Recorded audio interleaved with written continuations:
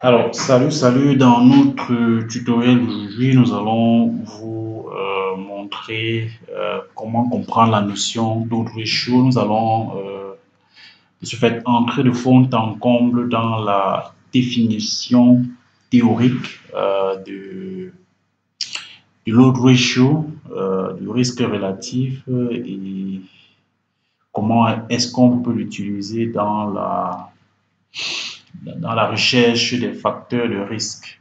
Ça, c'est d'un point de vue théorique. Après cette phase théorique, nous allons, n'est-ce pas, entrer de façon pratique. Nous allons aller sous SPSS, vous montrer comment, de façon claire, on peut calculer les ordres chauds et n'est-ce pas, les interpréter dans la recherche ou alors l'analyse des facteurs de risque qui, de, qui peuvent être des risques de maladie, des risques d'autres choses. Voilà, donc le décor étant planté, nous allons tout simplement commencer avec la partie théorique. L'analyse des facteurs de risque au moyen d'autres ratios. Nous allons prendre le cas particulier de l'épidémiologie. Vous voulez par exemple connaître les facteurs qui influencent de façon significative sur l'apparition d'une maladie ou d'une pathologie. Vous avez disposé d'une base de données portant des informations sur des patients souffrant ou pas d'une maladie, et vous voulez voir quels sont les facteurs par exemple qui prédisposent à l'apparition de cette maladie. Vous pouvez prendre par exemple le cas du sida par exemple. Vous pouvez vous poser la question de savoir est-ce que le fait d'être un homme ou une femme peut vous prédisposer à développer la maladie à virus sida. Donc, pour ce qui est de la définition et du mode de calcul, vous devez savoir que l'odds ratio, qu'on appelle encore le rapport de chance ou alors le rapport de cost, ou alors le risque relatif approché, est une mesure statistique qui est le plus souvent utilisée dans les études épidémiologiques qui permet de déterminer le degré de dépendance entre deux variables aléatoires. La première variable aléatoire peut être l'apparition d'une maladie. Maladie peut être le diabète par exemple.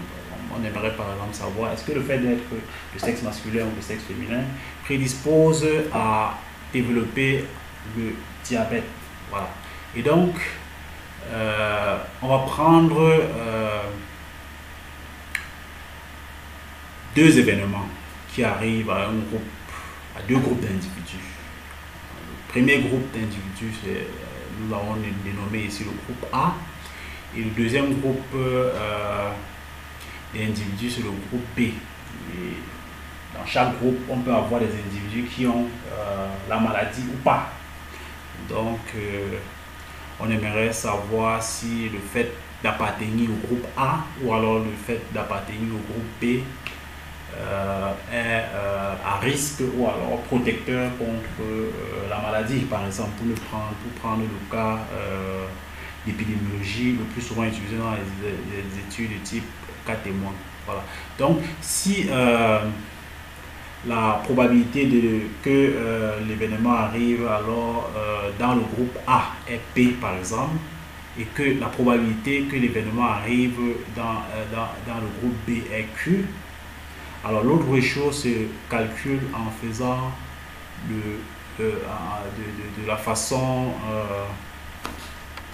dont vous pouvez observer sur votre écran le rapport des hôtes. Le premier hôte, c'est le rapport de la probabilité que la maladie, d'avoir la maladie dans le groupe A sur son complémentaire. Un autre, c'est le ratio entre une probabilité et son complémentaire.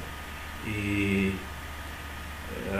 ce qu'on a l'autre hôte, c'est l'hôte de la maladie dans le groupe B, qui est le rapport entre la probabilité d'avoir la maladie, sachant qu'on est dans le groupe B, et sont complémentaires.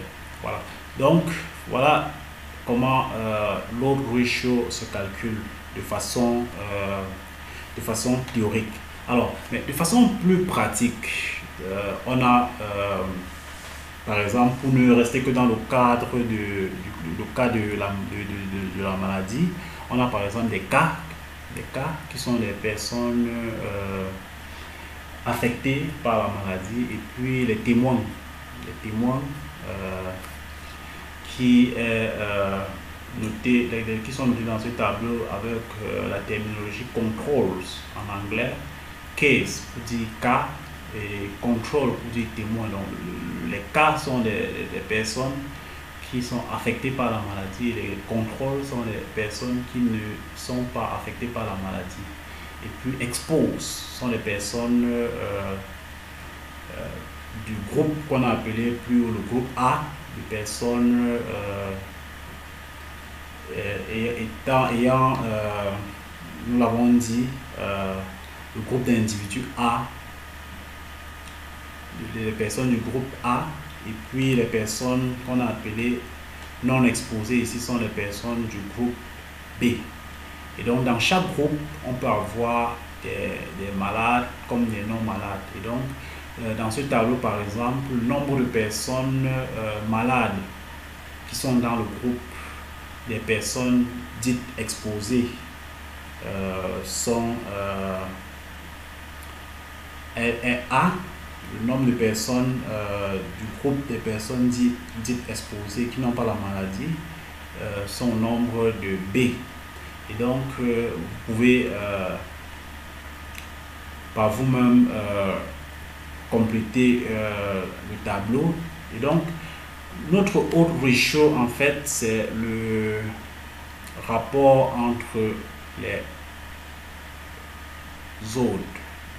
Autrement dit, comme nous l'avons défini un peu plus haut, le ratio entre les différents odds. L'odd de l'appartenance des exposés, c'est la probabilité d'être exposé à la maladie,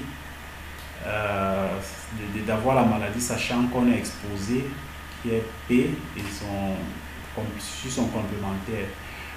L'autre odd, c'est l'odd de personnes non exposées, donc la probabilité d'avoir la maladie sachant qu'on n'est pas exposé, sur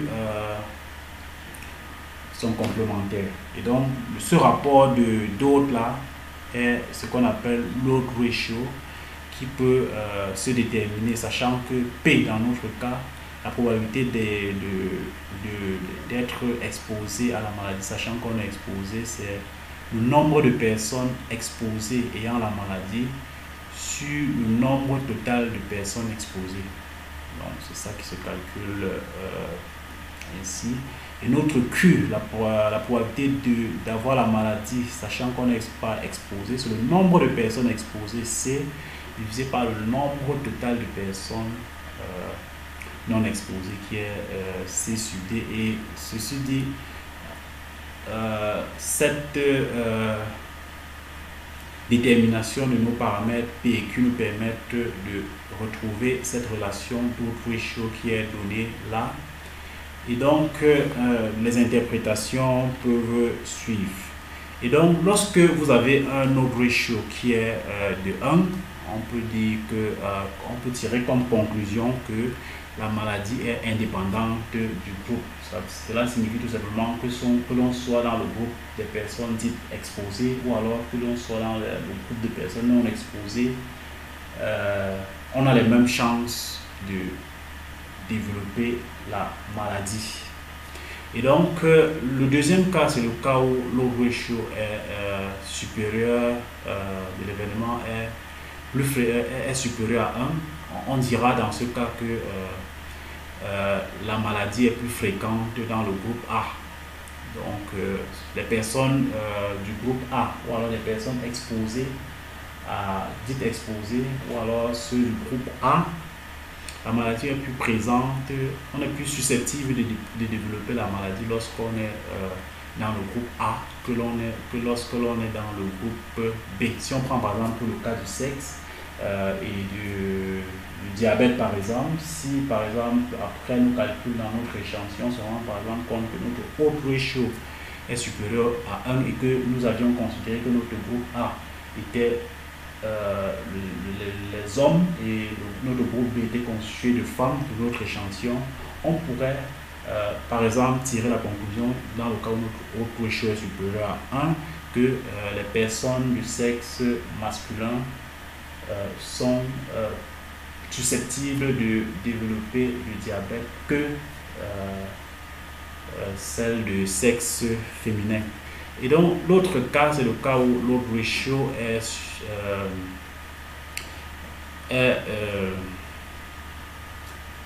bien supérieur à 1. Bon, il faut distinguer supérieur à 1. Supérieur à 1, ça veut dire que supérieur à 1, mais on reste quand même dans le cas de supérieur à 1, mais lorsque c'est bien supérieur à 1, ça veut dire que c'est quand même largement au-dessus de 1. Ça veut dire que la maladie est bien plus fréquente, beaucoup plus fréquente dans le groupe A que dans le groupe B. Et ce sera à vous de définir l'ordre de grandeur. Si on trouve par exemple un autre ratio de 40, ça faudra quand même dire que la maladie peut être 40 fois plus fréquente dans le groupe A. Et ça peut être quand même assez alarmant. Si on trouve un autre ratio, par exemple de 1, je sais pas moi, trop 35, on pourrait quand même dire que la maladie est plus fréquente, mais dans la mesure, mais ce sera à vous de définir l'ordre de grandeur, peut-être de dire en fonction du contexte, de la situation, que le facteur est quand même assez à risque. Et dans le cas où l'odds ratio est supérieur à 1, on pourrait également dire que le facteur est un facteur à risque, le facteur dominant, le facteur représenté par le groupe A, le premier groupe. On pourrait le considérer comme un facteur à risque. Et dans le cas où il est inférieur à 1, on pourra le considérer comme un facteur plutôt protecteur. Et donc, on dira également que le facteur est moins fréquent dans le groupe A que dans le groupe B. Et lorsqu'il sera proche de 0, on pourra dire que le facteur est beaucoup moins fréquent dans le groupe A que dans le groupe B. Donc, le groupe B reste un facteur protecteur. Le groupe A reste, le fait d'appartenir au groupe A reste protecteur, mais est beaucoup moins fréquent. Ça veut dire qu'on a plutôt intérêt à appartenir au groupe A si on veut, par exemple, ne pas être atteint par la maladie. Et donc, nous allons prendre un cas concret pour pouvoir illustrer le calcul des odds ratio. Nous allons par exemple prendre, dans le cadre d'une étude, un échantillon de 200 individus, dont 100 hommes et 100 femmes, ayant bu au moins un verre de vin la semaine en cours. On a interviewé au hasard 200 personnes, parmi lesquelles 100 hommes et 100 femmes, ayant pris, faut bien rappeler ici que ces personnes-là ont pris au moins un verre de vin la semaine en cours. Et donc, nous allons définir ce qu'on appelle alcoolique. Nous allons définir alcoolique comme parmi les personnes ayant pris au moins un verre la semaine en cours, ceux qui avaient pris un verre la semaine précédente. Donc, nous allons les considérer comme des alcooliques. Ça, c'est juste une définition que nous prenons là pour essayer d'illustrer, même si la définition d'alcoolique peut aller au-delà de notre exemple. Nous allons donc considérer que ceux de notre échantillon qui, bien qu'ayant déjà pris un verre cette semaine, avaient pris un verre la semaine d'après, seront considérés comme des alcooliques. Et donc, dans notre échantillon, lorsqu'on fait la représentation, on peut se rendre compte que le dépouillement, on se rend compte que, par exemple, 90 hommes ayant pris un verre la semaine en cours avaient déjà pris un verre la semaine précédente et que 10 seulement d'entre eux n'avaient pas pris un verre la semaine d'avant. Et pour ce qui est des femmes, 20 femmes seulement avaient pris un verre la semaine précédente alors qu'elles en avaient pris cette semaine. Et 80 n'en avaient pas pris parmi les femmes. Et donc, de façon mécanique, nous pouvons calculer notre odds ratio en utilisant nos formules que nous vous avons présentées, en utilisant A, B, C, D. Et procédant ainsi, vous pouvez vous-même faire le calcul et constater par vous-même que notre odd ratio est de 36, ce qui signifie tout simplement que les hommes, le fait d'être un homme est un facteur à risque de devenir alcoolique. Autrement dit, l'alcoolisme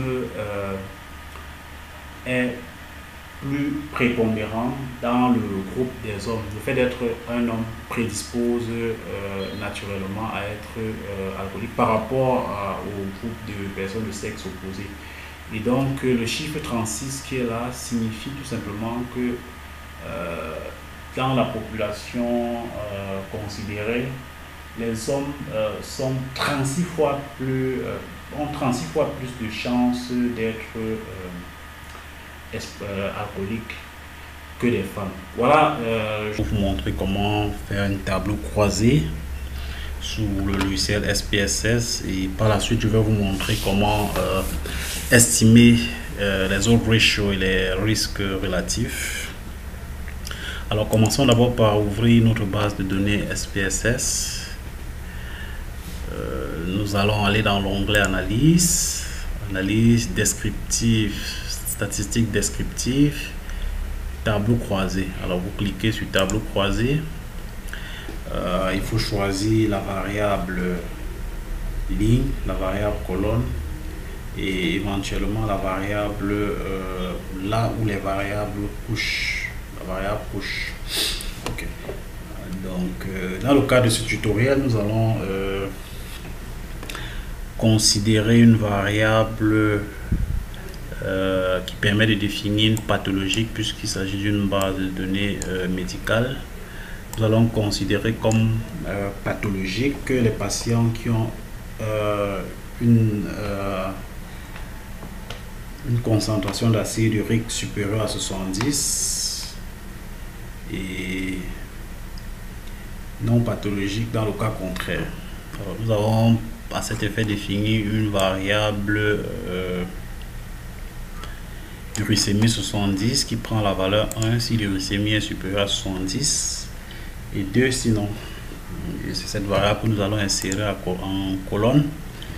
Vous comprendrez plus tard pourquoi nous l'insérons plutôt en colonne, puisque nous voulons faire d'une pierre deux coups, vous montrer en même temps à la fois comment faire un tableau croisé et vous montrer comment on peut estimer les odd ratios relatifs aux facteurs d'une maladie que nous avons considéré ici comme la pathologie liée à l'uricémie. Voilà. Nous allons insérer en colonne un facteur qui permettra, lorsqu'on voudra calculer les odd ratios, d'estimer, de voir si le facteur influence significativement ou pas sur notre pathologie uricémique. Nous allons choisir la variable hypertension artérielle. C'est en fait une variable qui prend la valeur 1 si le patient est hypertendu et 2 sinon. Nous allons l'insérer en colonne. Plus tard, nous allons utiliser comme facteur. Nous allons appuyer sur OK. Lorsqu'on appuie sur OK, ça nous donne le tableau croisé, le tableau qui croise l'uricémie et puis l'hypertension artérielle. Vous avez remarqué que nous avons mis tout à l'heure l'uricémie en colonne, ça la variable colonne, et puis l'hypertension artérielle en ligne. Et donc on peut remarquer que 26 personnes sont en situation d'hypertension et sont en situation d'hyperuricémie, alors que 35 patients sont en situation de notre base de données sont en situation sont hypertendus et ont une uricémie normale. Voilà, on peut en faire la même interprétation pour toutes les valeurs du tableau. Voilà, pour ce qui est du tableau croisé dynamique, vous pouvez croiser tout type de variables. Maintenant, pour ce qui est des odd ratios et des risques relatifs, lorsque vous allez dans l'onglet analyse, statistiques descriptives, tableau croisé comme tout à l'heure, vous cliquez sur tableau. Si vous voulez avoir les autres ratios et les risques relatifs, vous partez dans statistiques, vous cliquez dessus et vous cochez l'option risque. Donc, ça va vous donner les statistiques de risque. Vous appuyez sur poursuivre et ensuite OK. Alors vous allez avoir à la fois le tableau croisé en haut et puis en dessous du tableau vous allez avoir l'estimation du risque. Voilà. La première ligne de notre tableau nous donne le rapport des codes pour HTA.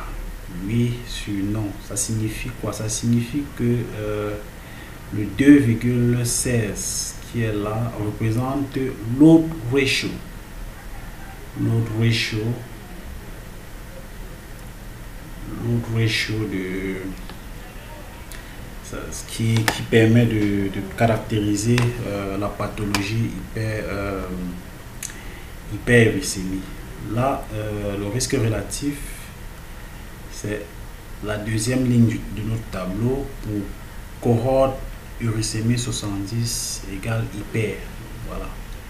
C'est ça qui permet de nous donner load ratio qui donne en fait le rapport du risque dans la classe de ceux qui sont hypertendus sur le risque dans la famille des patients non hypertendus. Et là, nous avons les intervalles de confiance. L'intervalle de confiance à 95% de load ratio pour le load ratio et pour le risque relatif. Voilà, c'était tout pour cette vidéo. Rendez-vous très prochainement dans de prochaines aventures. Merci.